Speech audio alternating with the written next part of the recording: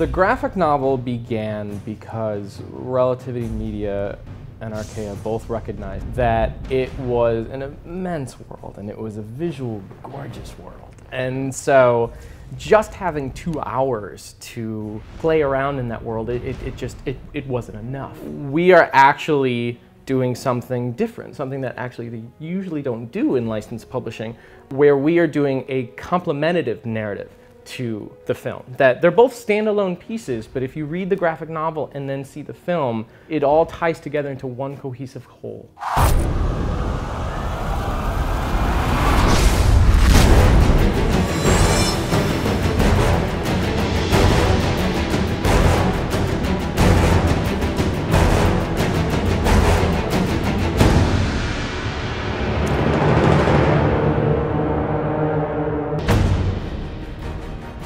Hi, my name is Dennis Calero. It's Ben McCool. Raphael Canton. Hi, my name is Jock. Trevor Hairsine. It's Kevin Colden. I'm David Gallagher. I'm Patrick Schibber. I'm Scott Hampton. I'm writing and drawing a short story Illustrator. The author of the Immortals, Gods and Heroes graphic novel.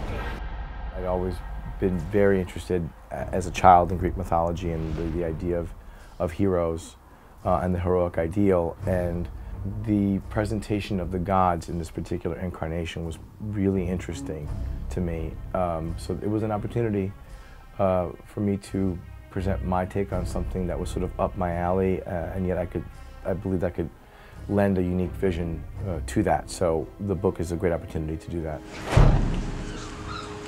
Well, what struck me about the Immortals movie footage that I saw was that it was very fresh, very dynamic.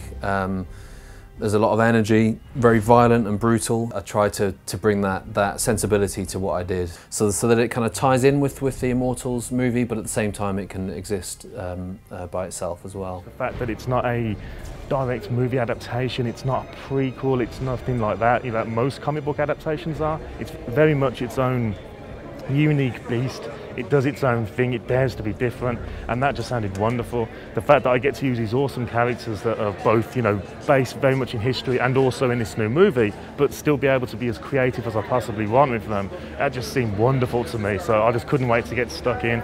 It's really sort of a fresh take on the old myths and legends, and it really has a lot of really distinct visual sense, and it adds a real distinct mood to the entire story. Just the mythology itself is very bloody and gory, and from a storytelling point of view, it's really interesting stuff. Taking a very violent imagery, throwing dirt and blood on a comic book, and not having really any restrictions. So you get the chance to dream as much as you can, and hold nothing back. The content for me is pretty graphic. I'm not used to doing this stuff. It's kind of fun, but I have to keep my my 5-year-old daughter, Molly, out of the office while I'm doing it.